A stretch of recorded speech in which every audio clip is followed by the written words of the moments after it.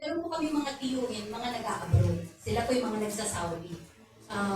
Ang tatay ko at saka ang tatay ni Kuya Ver, dun po sa Pilipinas, mga panday. Hindi po mga nag-abroad. So kami po, nakikitira lang, sabi ko nga po sa inyo, nasa grade, mga 9 years old ako. Mga kuya ko, siyempre mga binata, mga ate ko, dalaga na. 9 years old po ako, natatandaan ko, yung tito ko dumating. No? At siyempre, gustong-gusto kong nakikinood sa mga may TV. Kahit minsan, pinagsasaran ka ng jalousie, ganyan. Yung bintana, di ba jalousie pa po noon? Pinagsasaran ka, minsan pag nakabakat pa dito yung buhit ng alikabok dahil nakabikit yung mukha mo sa jalousie. Kasi hindi mo maririnig yung TV, di ba ba? So, etong dito ko na to dumating at ngayon, meron po siyang bagong VHS. No? At pagkatapos, meron siyang, yung palabas niya, yung Exodus, yung kay Moses. Paborito niya po laging sinasalang yun, si Tatang Toryon. No? Palagi niya po sinasalang yung one time nakachempo ako, yun ang pinapanood nila. Ay, talaga naman po umupo ako dun sa harapan ng TV, nakaganyan ako dun. Nakasalampak ako sa floor, nakatipig ako dun sa TV nila. At napakagandang eksena. Nung itong naging paborito ko ito nung bata ako, pati sa panaginip ko, ini-imagine ko. Kasi bata, di ba? Nung panahon na yun, di ko pa alam ang salitang miracle. Ang akala ko magic lahat ng ginagawa ni Moses. Nung panahon na sila ililigtas ng Panginoon mula sa Ehipto. At ito po yung mga senaryo na kumbaga nasa climax na. Kasi di po ba, ang tawag dito, teka, ano ba?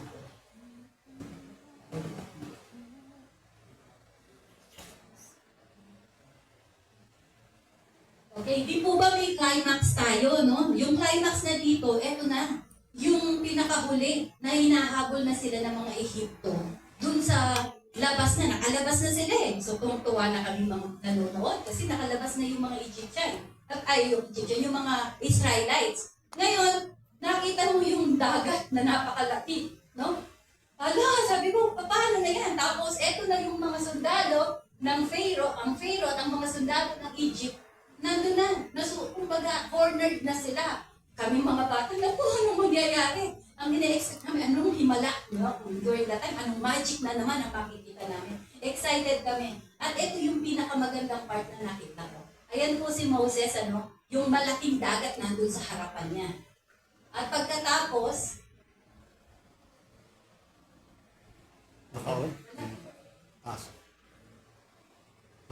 okay. At pagkatapos na si Moses, nakalingon siya sa likod, nakatingin siya. Kasi ayan na yung mga soldier, sila Pharaoh, yung mga chariots, malapit na sa kanila. At ang sigawan ng mga Israelita, dinala mo ba kami dito para mga matayan, magkalunuran dyan sa dagat na yan? Sabi niya, mabuti na hindi na tayo umalis doon. No, nag-iiyakan na sila na baka mamatay na sila. Yun na yung pinaka-end nila. But then, ang nangyari, syempre, alam po natin lahat ng story. Sino po hindi nakakaalam ng storya na to? Ng Moses, kay Moses, yung paghahati ng dagat. Meron po bang may hindi alam nito? Abay, ako bata pa ako napanood ko na to, 9 years old. Ako po ngayon 51 na. Ay, hindi pa, 50. Okay, totoo na to. Ayun, totoo na po. Okay? Ito po yung nangyari, di ba? Nung tinaas ni Moses yung kanyang tungkod, nahati yung dagat. At sila ay nakatawid. Nung sila ay nakatawid, nung sila po ay nakatawid, ayan, nakatawid na sila, sumunod pa rin yung mga sundalo. Sigawan na naman kami mga bata na nanonood doon. Naku, ayan na, malapit na. Pero anong ginawa ng Panginoon? Nung binaba ni Moses yung kanyang tungkod, bumaba din ng tubig at nalunod lahat ng mga sundalo. Ano pong significant dito sa buhay natin? No? Parang tayo ngayon, wala mang dagat, wala mang sundalo ng mga Egyptian, pero meron kang kinakaharap na malaking problema. Paglingon mo sa kabila, meron din. No? Hindi ka magkamayaw. Kumbaga gusto mo nang magbuka sa buhay natin, sa kabilang problema na kinakaharap natin. Amen? Amen? May problema ka ng karamdaman, that is a battle. Meron kang problema sa financial, that is a battle. It could be any representation of any problem sa buhay po natin ngayon. yung mga Egyptian, si Pharaoh, ay si Satan. Amen? Yun po yung representation ni Satan. Si Pharaoh during that time. So ngayon, parang tayo ngayon sa panahon natin ngayon. Wala mang dagat na pisikal, wala mang mga Egyptian na pisikal, pero yung mga problemang kinakaharap natin, eto, yung mga battle na meron tayo ngayon. Alam niyo po kung ano yung sinabi ni Moses sa mga tao noon, eto din po yung salitang gustong marinig ninyo ng Panginoon. Ang sabi niya, sa Exodus chapter 14, verse 14, "The Lord will fight for you. Amen. You need only to be still." Naniniwala po ba kayo? The Lord will fight for you? Amen. Amen? Ano man yung mga sitwasyon po natin, never give up because the Lord is fighting for you. Amen? Ang sabi niya, be still. Yung word na still is have faith. No? Manatili ka sa pananampalataya mo. Being still yung wala kang ginagawa. No. Being still is having the faith sa ating Panginoon. At the same time, being still is obeying His word even sometimes doesn't make sense. That is being still. And then you will see kung paano ka ipaglalaban ng Panginoon. Amen? So, tuloy po tayo. Ito ang title natin ngayon. Jehovah Sabaoth. Okay? Sa ibang pronunciation, Sabaoth. Okay? Jehovah Sabaoth fights for you. Amen? Naniniwala po ba tayo that Jehovah Sabaoth fights for us? Amen. Pakisabi mo nga sa katabi mo. Jehovah Sabaoth of us. Sabihin mo sa sarili mo, baka hindi ikaw mismo, hindi mo pinapaliwalaan yan. Jehovah Sabaoth fights for me. Amen? Oh, Sabaoth, fight for Okay. me. Parang malinaw sabihin kasing Jehovah Sabaoth. Ano ba ang ibig sabihin ng Jehovah Sabaoth?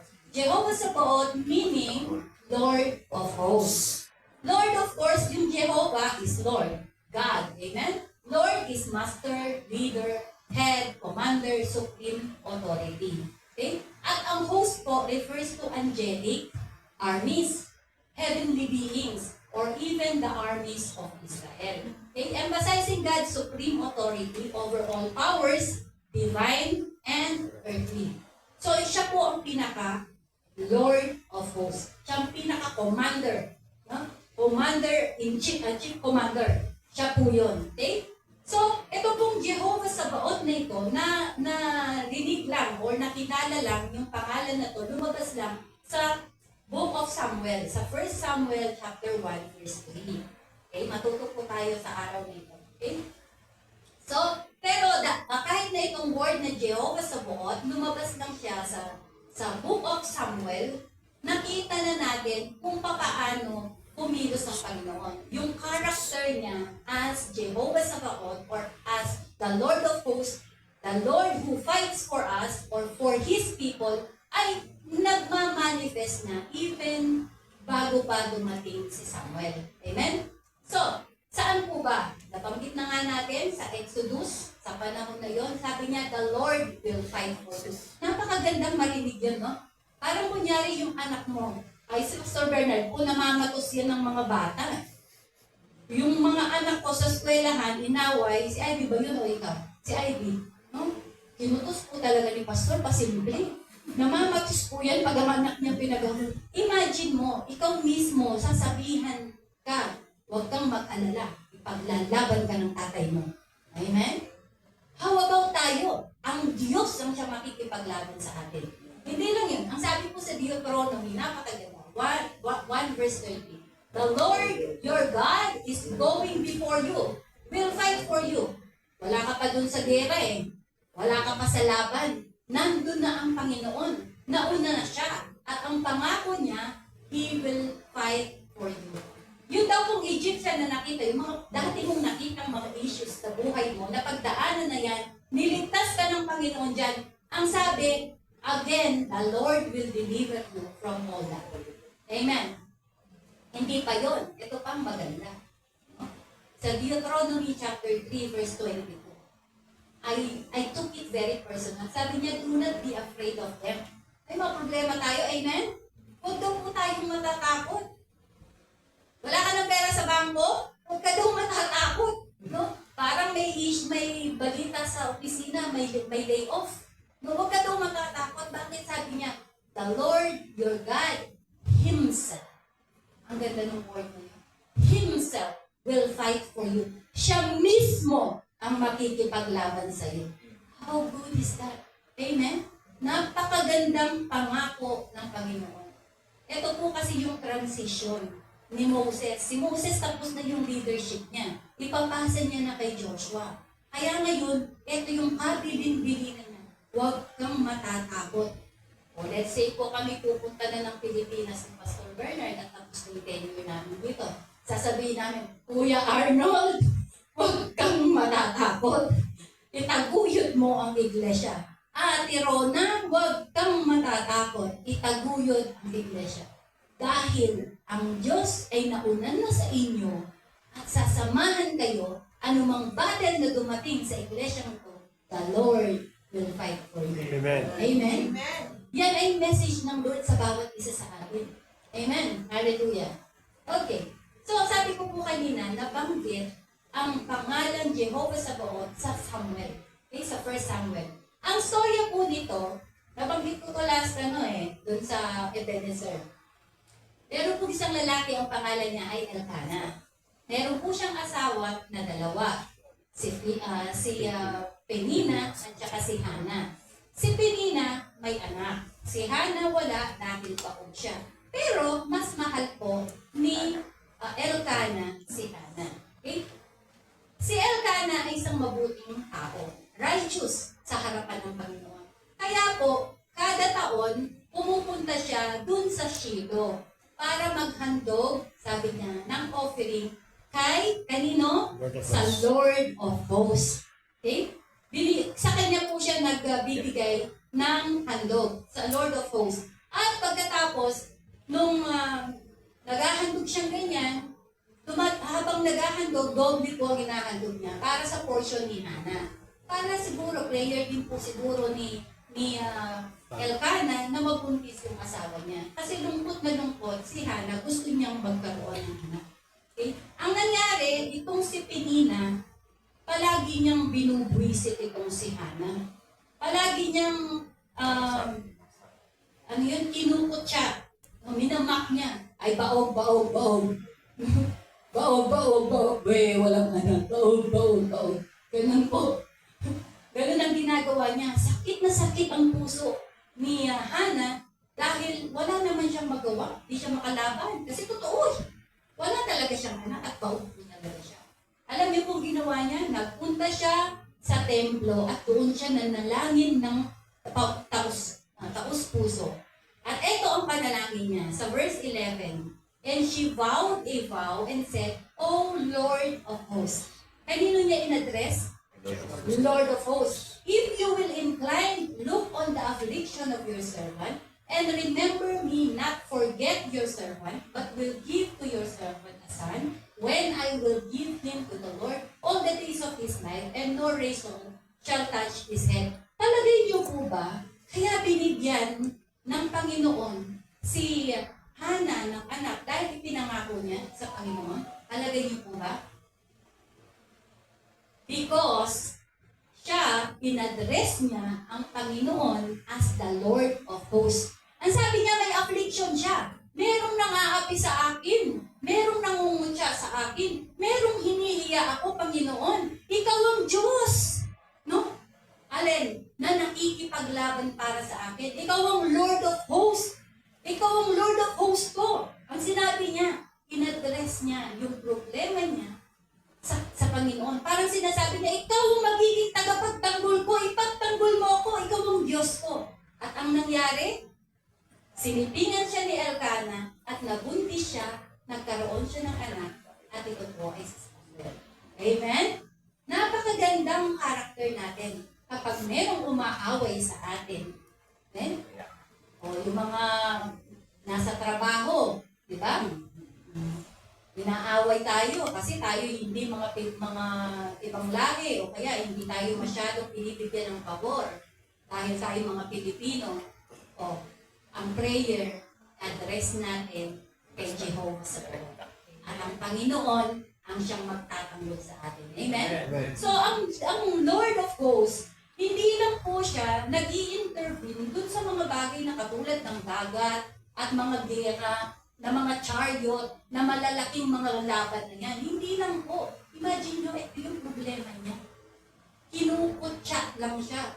O kung may naninira ng pangalan mo, no, character assassination, wala namang kwenta din. No?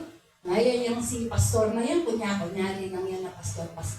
Ayun, tumatayo yan, taas mo yan. Yung, ang dami sinasabi, no? Yung mga taong naninira sa iyo, gumagawa ng mga kwento na hindi totoo para ikaw ay makahiya.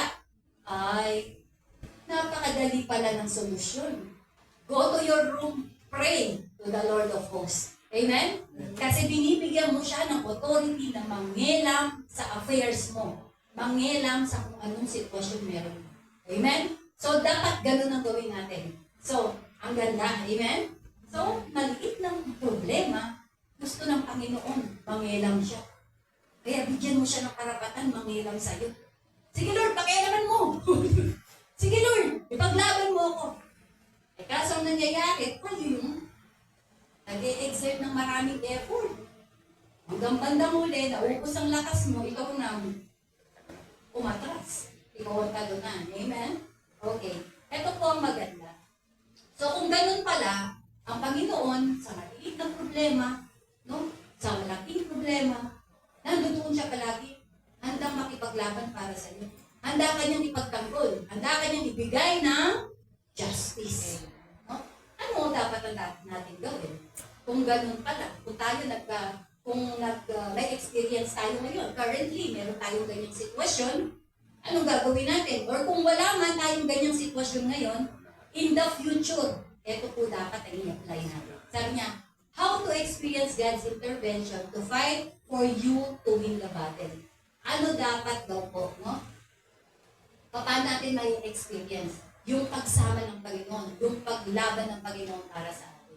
Ito po, meron lang pong 4 na powerful principle. Amen?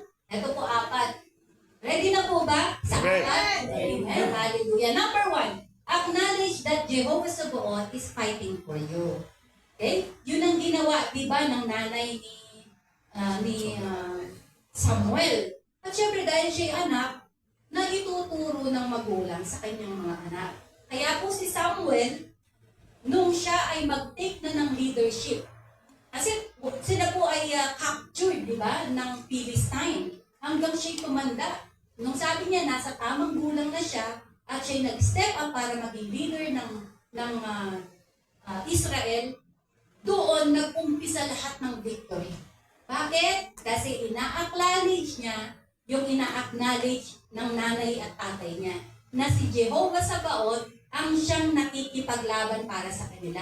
Kaya palagi po silang victory. No? Yun po dapat ang ating character. I-acknowledge natin na si Jehovah, our God, ang siyang nakikipaglaban para sa atin. Kailan lang po natalo si Samuel, nung leadership ni Samuel? Kailan lang po? Nung matanda na siya. Wala siyang talo. Ganun po ang Panginoon. No? Walang talo. Kailan natalo? Nung ibinigay niya yung leadership sa kanyang mga anak. Kay Joel at kay Abijah. Nung ibinigay niya doon at hindi naging matuwid ang kanyang mga anak, natalo. First time, natalo. Kaya po yung mga Israelita humingi na ng panibagong hari. Ayaw na nila ng prophet or kung sino man, gusto nila hari. At doon po nag-umpisa si King Saul. Okay? Number 2. Okay? Acknowledge the name of God as your Lord of Hosts. Di po ba sinabi natin, the name above all name? Every knee shall bow, every tongue shall confess that Jesus is Lord, di ba? So, eto po kasi si Jehovah Sabaoth is the same as our Jesus Christ. Kaya kailangan i-acknowledge natin. Gusto nyo gamitin Jehovah Sabaoth in the Old Testament? Gusto nyo gamitin Jesus? Then, makakaranas po tayo ng victory sa mga laban natin. So, acknowledge natin ang pangalan. Saan po natin makikita na kung ina-acknowledge natin ang pangalan ng Panginoon ay mananalo tayo. Okay? Sino pong nakakaalam ng storya na to? Ayun, syempre. Sila pa upang favorite na ano yan, nung bata sila, no? David and Goliath. Bakit po si David ang kinuha natin example? Kasi nasa Samuel pa rin ito. Kasi si David, na-train ni Prophet Samuel. At naipasa niya yung pananampalataya niya about Jehovah Sabaoth. Amen? So ngayon, kung titingnan natin, sa picture pa lang, no match. Imposibleng manalo si David. Amen po ba? Maliban dun sa size, ito po hindi madalas nababanggit. Sabi nila, sa sobrang laki daw po ni Goliath, imposibleng hindi matamaan. So parang sinasabi nila na kaya na talo ni David si Goliath kasi malaki siya. Tama po ba yun? Actually, yan po ay may pagitan pa. Kasi, di ba, nagkampo yung mga taga-Philistine sa kabila. Sa kampo nila, Philistine. At sa kabila, Israel. So may valley po sa kanilang sa gitna nila. So tinanong ko kanina si Pastor Bernard, gaano kalayo ng 25 kilometers? Layo, saan? Galing sa downtown, Sa amin, 6 kilometer lang India. O di ba? Ang layo. Imagine nyo yun. Ngayon, nung tinignan ko, kasi pinanood ko po yung nitong documentary ng patungkol dun sa place kung saan naglaban si Goliath at saka si David. Kasi, nag-uusap sila, nagkakarinigan sila, di ba? So, parang iisipin natin malapit lang sila. Kasi nagkakarinigan. Nung kung pinakita sa documentary, talagang yung mag-asawa po sila, pareho silang Israelites, Hudyo, na naging born again Christian. Nasa kabilang pwesto, yung babae, yung lalaki bumaba doon sa valley, sa babang baba, sobrang layo, at yung po palang lugar ay paikot na ganyan. May mga, yung nag-e-echo, dinig po pala talaga. Napakaganda nung pinapanood ko, ako mismo na-excite ako. Ganun pala kalayo. 25 kilometers. Kaya kung hindi talaga ang Panginoon, imposibleng tamaan ni David si Goliath. Eh, bakit niya po tinamaan? Amen? Bakit siya nanalo? Ito po kasi ang sabi ni David. In-acknowledge niya ang pangalan ng Panginoon. Sabi niya, then David said to the Philistine, you come to me with a sword and with a spear and with a javelin, but I come to you in the name of the Lord of hosts. Amen? So kung meron tayong laban, ipinagmamalaki mo sa akin yung position mo. Si Pastor Bernard, ginamit niya na yan. Di ko na-testify na po ni Pastor Bernard. Ipinagmamalaki mo sa akin yung position mo at yung lahi mo na ikaw ay Arab nation. Di ba? Ang sabi niya, ang Panginoon ko, ang Diyos ko, si Jesus, ang aking kakampi. So ito po dapat ang gagawin natin. We have to acknowledge the name of the Lord. Okay? So nung in-acknowledge niya, God of the armies of Israel. So wala pong leader na binanggit. Actually, kung tutuusin, dapat ang leader si Saul. Amen? Pero hindi po ang leader nila is God of armies of Israel.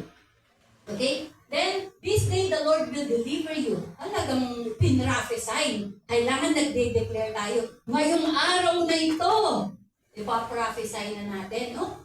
The Lord will deliver you into my hand, and I will strike you down and cut your head, and I will give to the dead bodies to the host of the Philistine this day, to the birds of the air, and to the wild beasts of the earth, that all the earth may know that there is God in Israel. So kapag humihingi tayo ng tulong sa Panginoon, hindi natin gustong manalo para pahiyain yung tao. Kung hindi para malaman na yung Diyos na pinaglilingkuran natin ang tunay na Diyos. Hindi para masabing, ay napakalakas ng faith ni Pastora. Ay ni Pastor, grabe siya pag nanalangin, sinasagot talaga. Hindi.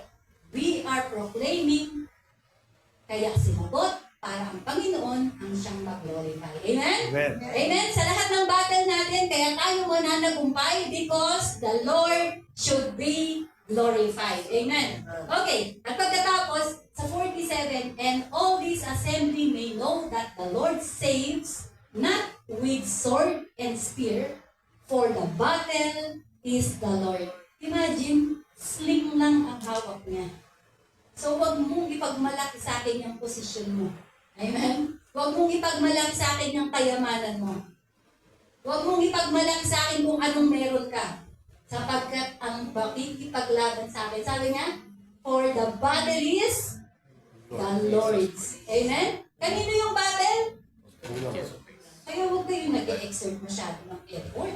Kapag merong mga tumatalak-talak dyan at sinisira ang mga pangalan ninyo at kinukwento kayo kung ano-ano, ay, the Lord will fight for you. Amen? Magpatawad na tayo. Tama po ba, kuya? Tama ni si Kuya Jay. Okay. Okay. So, pag in-acknowledge natin ang pangalan ng Panginoon, it is powerful weapon. Itong problema ng mga Kristiyano, hindi ginagamit yung weapon, the name of the Lord. And His name today is Jesus. Amen. Hallelujah. Pangatlo, okay? Acknowledge that God is our commander. Siya po ang commander. Ang nangyari si David, dahil palagi na lang siyang nananalo, ang nangyari, nauwi na siya sa sarili niya. Siya na ang commander. Inassume niya yung posisyon as a commander. Ang ginawa niya po, dahil palagi na lang siya nananalo, nagkaroon na ngayon ng gera. Siguro napansin niya, ngayon sa gera na to, parang mas marami talaga yung mga kalaban. Ang ginawa niya, inutusan niya yung isang tauhan niya, na sabi niya, mag-census ka. Bilangin mo lahat ng mga sundalo natin. Nag-census. O ilan yung chariot natin? Ilan yung ganito, mga kabayo natin? Nag-census po sila. Alam niyo po, immediately, yung pong nagano, palagay mo kailangan ko ba talaga itong gawin? Wala siyang magagawa, utos ng hari, kailangan niya sundin. Immediately po, nung nabanggit gitnaan mo ito yung pangalan eh. Wala dito. Okay, wala. Nung, eto, ang maganda, sabi niya, after had numbered the troops, nabilang na. Nakarating na yung eto na. Sabi niya, eto yung bilang ng census. Ay, hindi ko na po kinuha kung ilan. Pero kunwari, eto na, 750,000. Kunwari. Eto po yung chariots natin, ganyang karami. Nung nabilang na, ito yung nangyari. Sabi po ni Dave, ang sabi dito, after David had numbered the troops, his conscience was stricken. Biglang naalala niya mali yung ginawa. Okay? And he said to the Lord, I have sinned greatly in what I have done. Now, Lord, I beg you to take away the iniquity of your servant, for I have acted foolishly. Kaya kung po tayo, nilalagay natin yung ating, trust, no? Yung ating confidence dun sa resources natin. Tulad ni David, imbes na sa Panginoon, inilagay niya dun sa bilang ng kanyang mga armies at ng kanyang mga chariots. So, huwag po natin ibilang sa bank account natin, ha? Baka naman, marami na akong accomplishment. Kayang-kaya ko na to, Lord. Tsapuera ka na, Lord. Kung church na to, church lang namin to. Kami ni Pastor Bernard talaga nagtatag nito eh. Kasi magaling kami. Talagang magtatagumpay kami. Walang spirito ng kadiliman na magpaprosper dito. Kasi kami ang nagtatag. No? Inangkin na namin. Parang si David, inangkin niya na yung pagiging commander. O anong nangyari? Hindi po tinanggap muna ng Panginoon. So ang ginawa, ito ang offering. Kinaumagahan, itong prophet, lumapit sa kanya, may prophet dito eh. Ayan, si God. Ang sabi niya, ang sabi ni prophet God, ito yung pinapasabi ng Panginoon sa'yo, mamili ka. Kasi nag-rely ka na sa sarili mo makayanan eh, mamili ka. 3 taon ng taggutom. 3 taon ng taggutom. Okay? 3 buwan, no? Na kayo'y tinatalo ng kalaban, 3 buwan ng gera na tinatalo silang lahat. O 3 araw na pandemic, plague, no? Sumpa. Eh, syempre, sabi ni David, 3 araw na lang. Kasi pagka nalaglag kami sa, kasi yung Imagine mo, 3 taon ang haba. Pahirap yun. Eh, yung 3 buwan, ayaw niya na mapapahiya siya, natalo siya ng laban. At least, kami bumagsak sa kamay ng Panginoon. So, ayun po yung nangyari. At nagkaroon ng plague. Alam niyo po kung ilan namatay sa kanya? 700,000. 700,000 dahil doon. Pero dahil nanalangin siya at pinigilan ng Panginoon yung angel. Itinigil niya eksakto doon sa threshing floor ni Arauna. So sa ibang panahon po natin ituturo yung threshing floor ni Arauna. Okay? So wag po natin ilalagay sa sarili nating pakmay yung ating laban. Hayaan mo ang Panginoon, siya nga commander, kaya nga po tinawag siya commander, di po ba? So, ibig sabihin, siya ang commander, armies ka lang. Susunod ka talaga lagi sa Panginoon kung anong sinabi niya. Okay? Okay. Dito po tingnan nyo, ha? Si Samuel mismo, no? Si David mismo ang siyang nag-proclaim. Nung kalaban niya si Goliath, sa first journey niya, para maging sikat na warrior, pinakamagaling na warrior, no? Ang journey niya, sabi niya dun sa 45 kanina, in the name of the Lord of hosts. Yung sinasabi niya kay Goliath, nalala niyo po? No? In the name of the Lord of hosts, the God of the armies of Israel. So sila'y armies lang. Okay? Hindi siya walang tinawag na commander during that time. Silang lahat ay armies. Kasi ang commander, ang Panginoon. Okay? O, tingnan natin po. Okay? Sa Exodus, sa ilang version na nakita ko, ang sabi sa Exodus chapter 12, verse 21, inaddress po ang mga Israelita nung nandoon pa sila sa Egypt. Sabi niya, at the end of the 430 years silang alipin. Tama po ba? Sila nga daw nag-create ng Pyramid of Egypt, di ba? Okay? 430 years silang slave. Pero nung tawagin sila ng Lord, sabi niya, to the very day, all the Lord's division left Egypt. Nung palabasin sila ng Panginoon, ang tawag sa kanila, division, forces, armies, at saka host. So malinaw, tayo walang commander sa atin. Tayong lahat at mga tao noon ay mga armies. Okay? Kaya kumbaga, siya mismo nag-declare na army siya. But at the end, bumagsak, pride ang number 1. No? In-assume niya na yung pagiging commander. Pwede bang may commander, chief of commander, pupunta ka doon, eto gagawin natin, ha?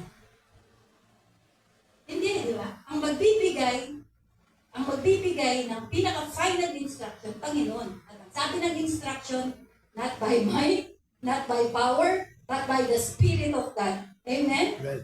Hallelujah. So, tuloy po tayo. So, ito po yung sabi dito.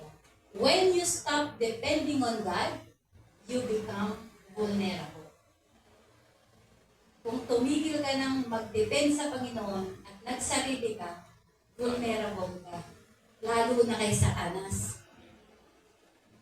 Vulnerable po. Okay? God does not need your resources. He wants your reliance. 100% na pagtitiwala. Amen po ba? Amen. Okay. Bakit kailangan tayo magtiwala sa Panginoon? Kasi parang nakita niya, uy, ang dami nila. Parang hindi ko kakayanin. Talo. No? Pero ang Lord, meron na siyang strategy. Kung ilang legions of angels ang ipapadala niya. No? Ang sabi niya, do not go by what you see, do not go by what you feel, but go by what the Lord says. Kung ang sabi ng Lord, I will fight for you, He will fight for you. Pag sinabi niyang, He go before you and fight the battle, sigurado, panalo ka. Amen? So dito po, sinasabi lang dito sa chapter na ito, sa 2 King, na yung servant ni Elisha, pinag-pray niya na babuksan ang mata para makita niya sa kanyang mga mata kung gaano karaming angels ang nakasurround sa kanila na handang-handang makipaglaban. Amen? Imagine niyo po, ang sabi ng Panginoon, dun sa Matthew. Di ba, nung kukunin na, ang sabi niya, Pedro, wag mong gawin yan. Itabi mo yung sword mo, sabi niya. Akala mo ba kaya hindi ko kayang hingin sa Father in Heaven? Napadalan ako ng 12 legion. Imagine mo 12 legion. Ilan ang 12 legion? That is 72,000. Kasi sa Roman soldier, kapag legion, 6,000 po. 12. Ibig sabihin, 72,000 na angel ang kayang ipadala ng Panginoon. At ano po yung ratio ng angel? Imagine ang Sodom at Gomorrah. Sinong may alam ng story ng Sodom at Gomorrah? Ilang angel lang ang pinadala? 2 lang. Buong Sodom at Gomorrah nawasak. At sa 2 King chapter 3, makikita nyo doon, merong gera doon. Ilang angel ang pinadala? Isa lang. Ilan ang napatay? 185,000. Kaya huwag kang magtitiwala sa iyong battle strategy. Huwag kang maniwala dyan. Huwag mong paniwalaan yan. Paniwalaan mo ang sinabi ng Panginoon. He fights for you at yung angel ay nakahandang makipaglaban ka. Amen. Amen? Therefore, ayan po yung sinabi ganun. No, sa 2 Chronicles, sabi niya, for the battle is not yours, but God's. Amen. Pwede ba? Chill, mga kapatid. Relax. Sabi ng Lord, ano yun? I have your back. Sabi ng Lord, Under control. it's under control. Eh, Lord, yung asawa ko, lalalala. Lord, yung mga anak ko, lalalala. Lord, wala na akong pambili ng grocery. Lord, tuition fee. Ang daming problema. These are battles, di ba? Kala natin yung battle natin, yung kaaway lang natin yung kapwa natin. Even yung mga bagay dito, these are battles. Okay? So, ang Lord, pag pinagkatiwalaan natin, sure ang victory. Amen? Amen. Deserve po ba ang Jehovah sa baot ng isang malakas na palakpak? Hallelujah. Okay. At ang panghuli. Okay, no? Nabanggit na po ba natin ito? Okay. Parang okay, nadagdag ko lang po ito. Submit to the supreme authority, okay? Inulit lang po. Obey even you don't see or feel like winning. Minsan kasi, di ba, parang Lord walang pinagabi. Parang lalo yata dumarami pa yung nagkampi-kampi sila, oh Lord. Yung dati kong kaaway, kinaibigan ng kaaway ko ngayon, tapos nagkampi-kampi sila. Lord, wala na silang ginawa, kundi sirain ako, no? Lord, di ba? Nangyayari po ba ito? Amen. Your friend's enemy is my best friend.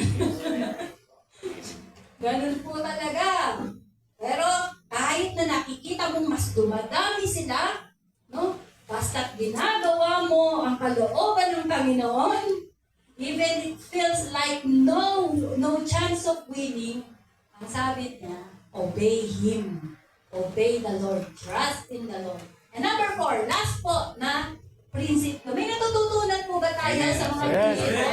Amen? Acknowledge the Lord of hosts is not just a warrior. Okay? He's a righteous judge. Noong panahon na yun, hindi naman basta pinalayas yung Philistine. Diba? Kasi naging sobrang masama ang mga Philistine. Kaya pinaalis nun sa lugar nila. Okay? At bakit kanina nag-usap kami ng anak ko, patungkol sa Israel. No? Bakit ang Israel nananalo pa din ang liit na bansa? Pero mga mga mighty countries, ang mga kalaban nila, kahit panahon na wala pa silang mga armory, di ba Daddy? Wala pa sila noon. Pero bakit palagi silang nananalo? Napakalit. Tama yun, because of the promise of Abraham. But number 1, because Because of Jehovah Sabaoth. Jehovah Sabaoth is fighting for them. It is Jehovah Sabaoth fighting for them. Amen? Okay. So, bakit naman kasi ang sasama naman ng Israel? Bakit pa hanggang ngayon, Ayun. Because of the promise na ibinigay kay Abraham. Kaya the Lord is faithful. Ang sabi niya, I will bless your descendants. No? I will bless who bless you, and I will curse who curse you. So, hindi tinitingnan ng Lord yung mga Israelita during this time, but He's looking to His covenant. Yung covenant niya kay Abraham. Abraham po ay hindi Israel. Siya po ay isang pagano.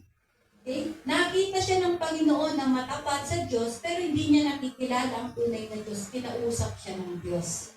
Kaya po siya ay dinala sa isang lugar kung saan siya pinagpala hanggang maging anak niya si Isaac. Si Isaac naging anak niya si Jacob. Si Jacob ay pinalitan ng pangalan niya as Israel.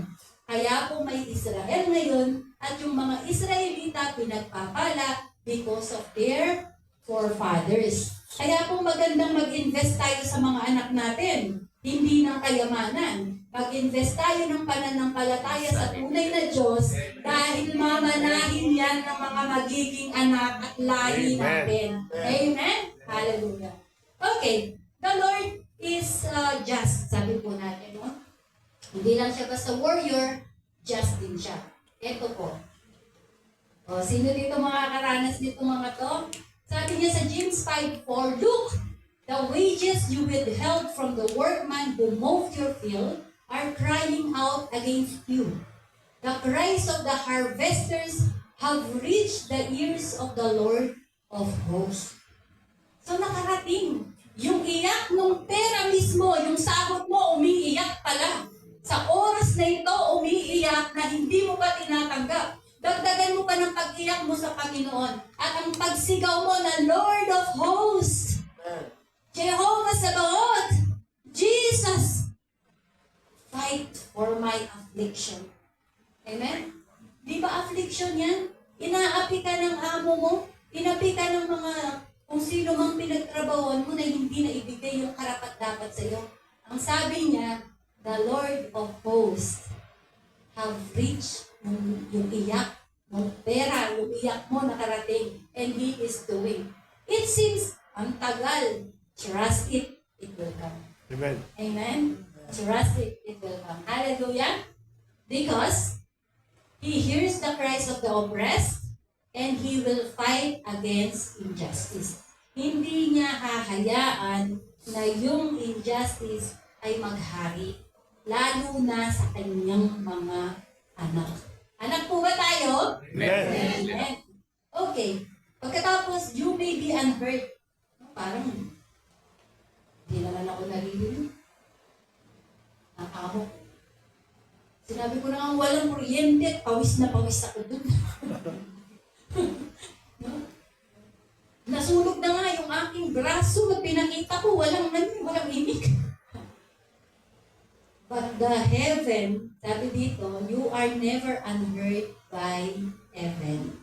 The heaven is hearing all your prayers. Manampalataya tayo. Okay? Tapos, when wronged, cry out to God who fights for the weak and judges the wrong. Hindi mo kailangan magpaglatan kapag. Hindi mo kailangan. Because sabi niya, just cry out to God.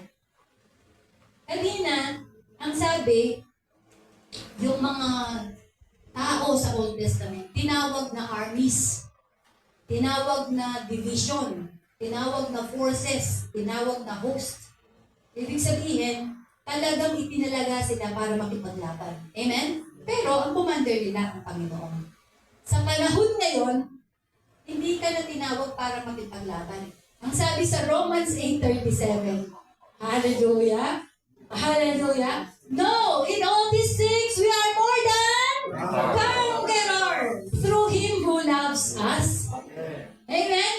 Are we more than conqueror? Ibig sabihin, hindi mo kailangan makipaglaban. Conquer ka na lang ng conquer.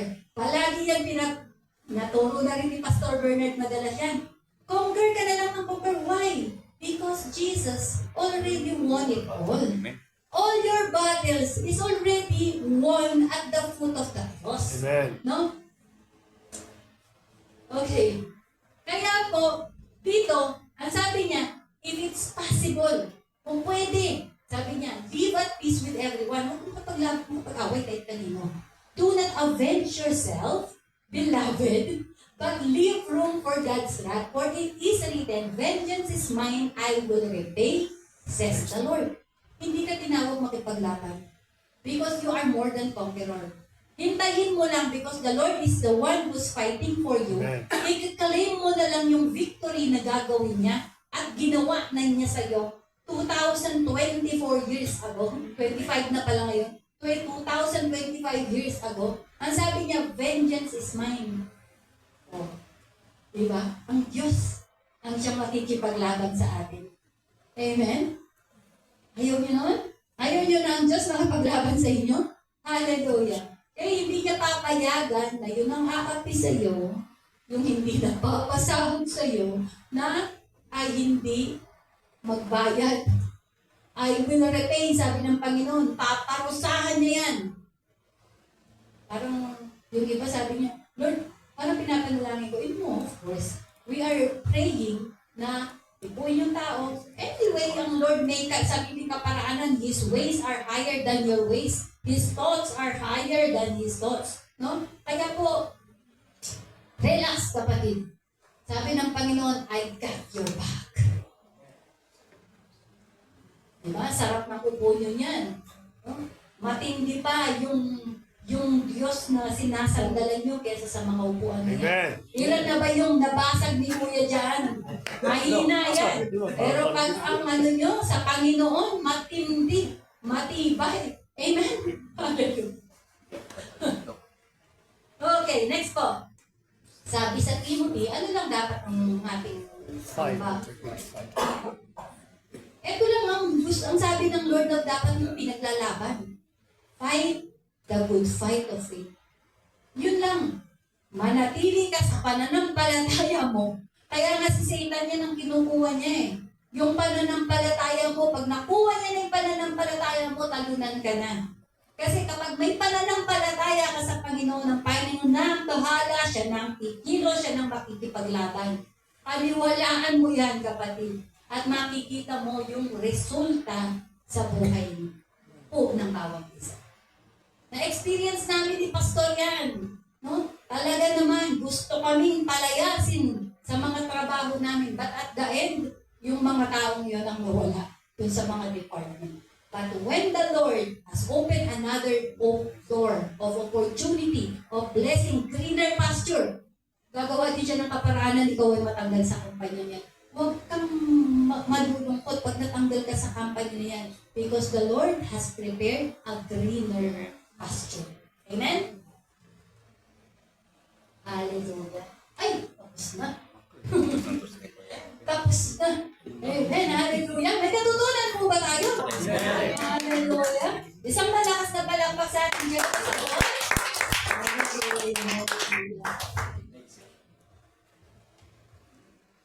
Sa conclusion. Okay. Sabi sa conclusion, Jehovah Sabaoth fights your battle against sin and death through Jesus Christ. All by Himself to the point of death. Yung Diyos na commander ng mga armies, ng angels, nakipaglaban siya lang.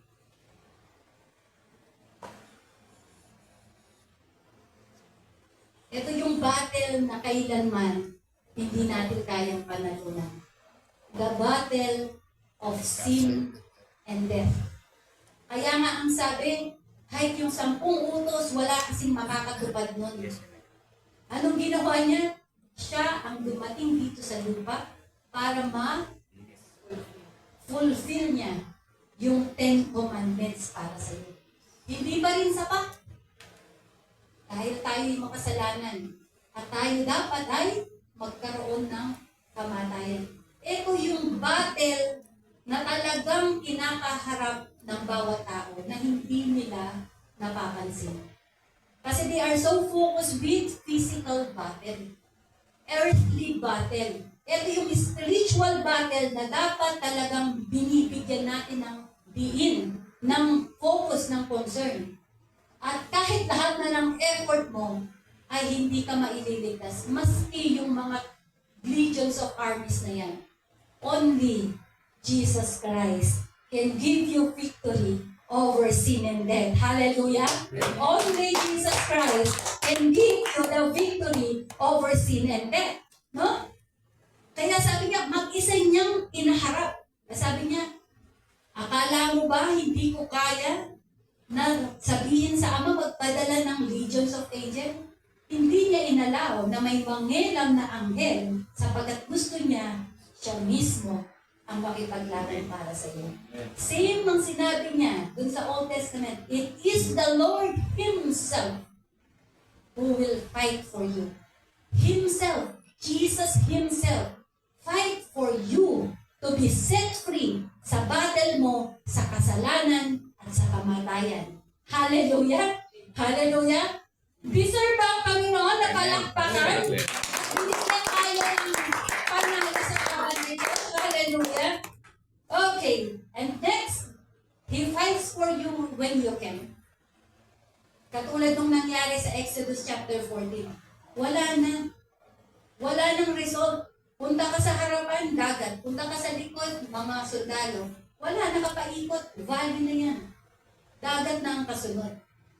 Pag wala ka na daw kung magagawa, ang sabi niya, He will open the sea when you are trapped. Gagawa at pagawa ng paraan ng Panginoon para manalo ka. Amen? Hallelujah. And then, He slays giant when you're outmatched. Katulad kay David, gaano man kalaki ang problema mo, kapatid. Outmatched ka. Parang, Lord, sobra naman to. Parang ang bigat na. Parang kabila na yung problema. He will slay your giant. Every giant na meron ka, every problem na meron ka, God slays them all. It is God who slays. Amen? And then, He disciplines us when we depend on ourselves. It is a reminder sa book din ng Samuel, sa buhay ni King David. Kung gusto mo ng patuloy na maging matagumpay sa ating Panginoon, huwag mong tatanggalin, no, yung dependence mo sa Panginoon. Always disiplinahin natin ang sarili natin na maging dependent sa Lord. Or else, ang Lord ang magdidisiplin. Tama? Ang Lord ang magdidisiplin. 7,000 ang namatay. No? At ang Lord hanggang ngayon nagdidisiplin siya. Ang sabi, ang totoong tatay, dinidisiplina niya ang kanyang mga anak. So tayo mga anak, tayo didisiplinahin. At syempre, He hears our cries and bring justice. Amen? Hallelujah. Tapos na po. Parang ayaw mo pang matapos. Hallelujah. Sige. Tayo po'y tumayo. Tapos na nga. Okay.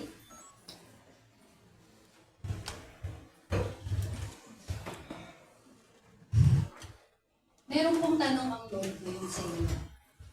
Ang sabi niya, are you still trying to fight the battles on your own?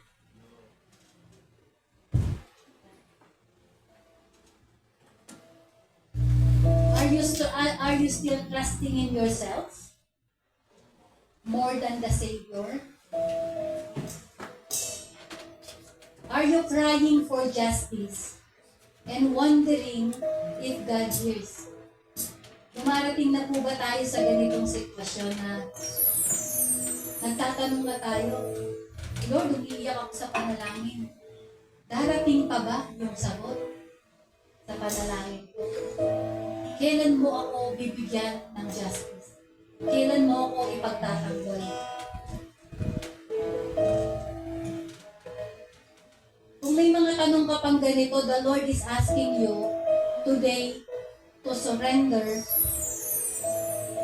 from every effort na ginagawa niyo.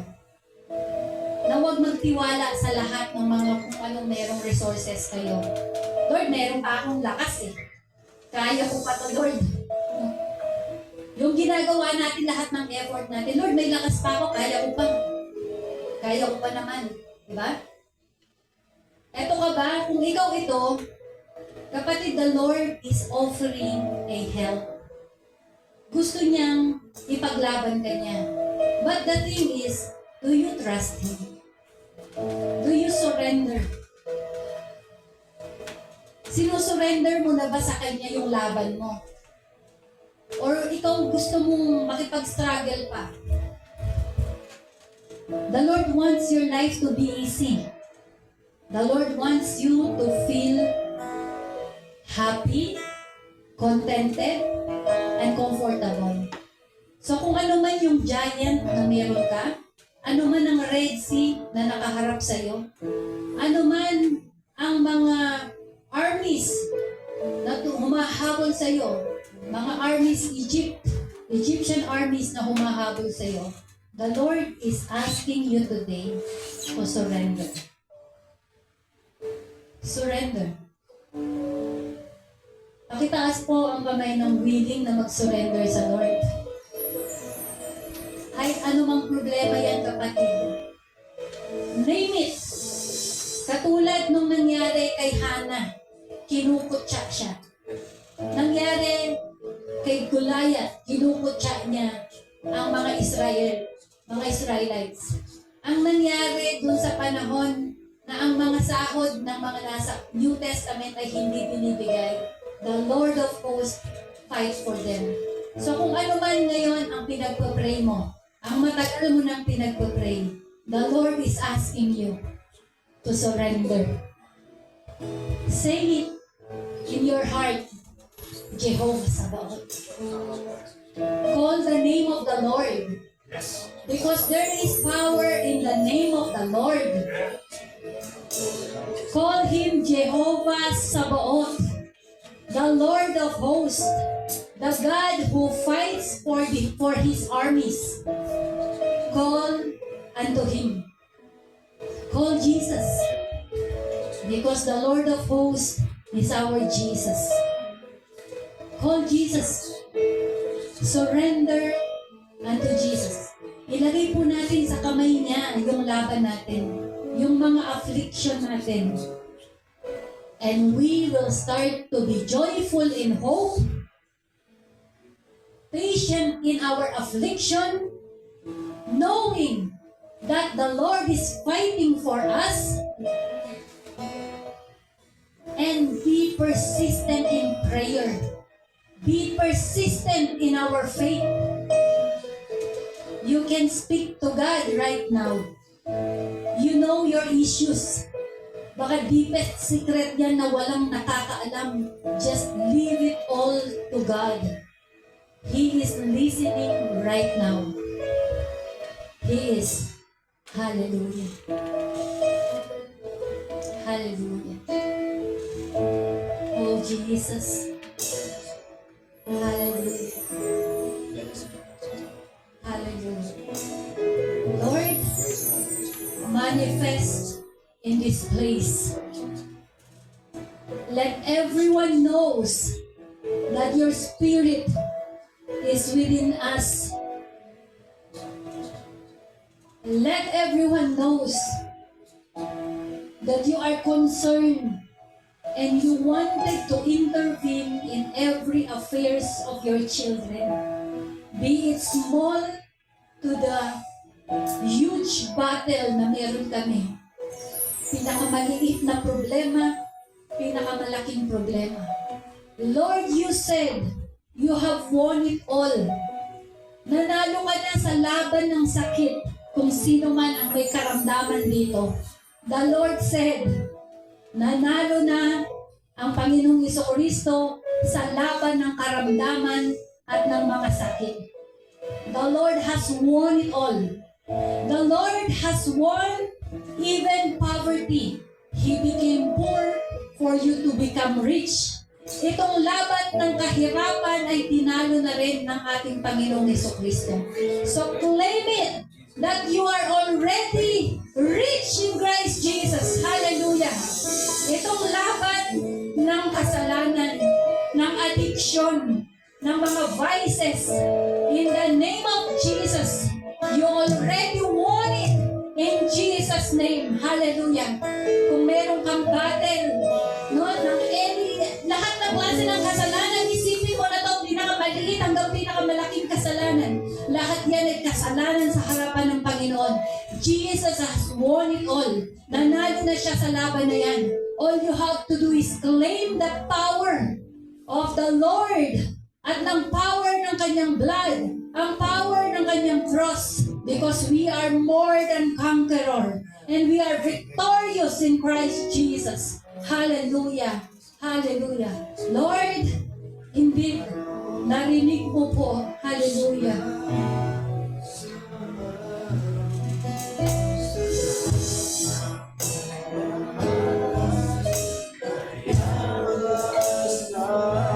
Indeed, Lord, sa lahat ng oras nandiyan ka, nakikipaglaban para sa amin.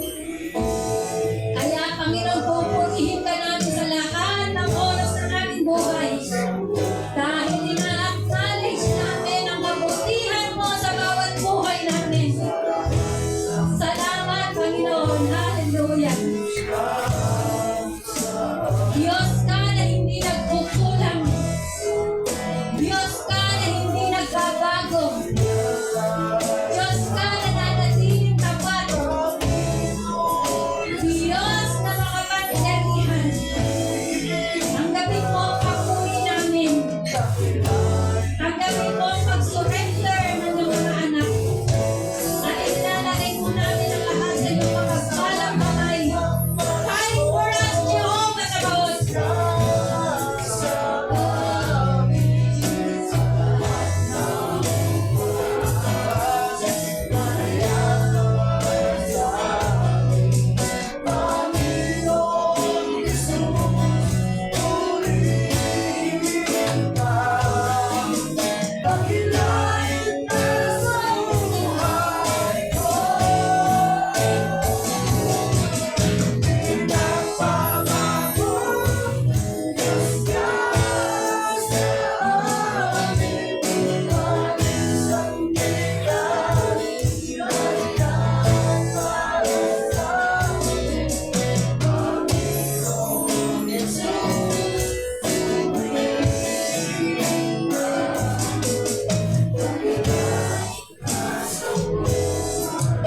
Yes, Lord.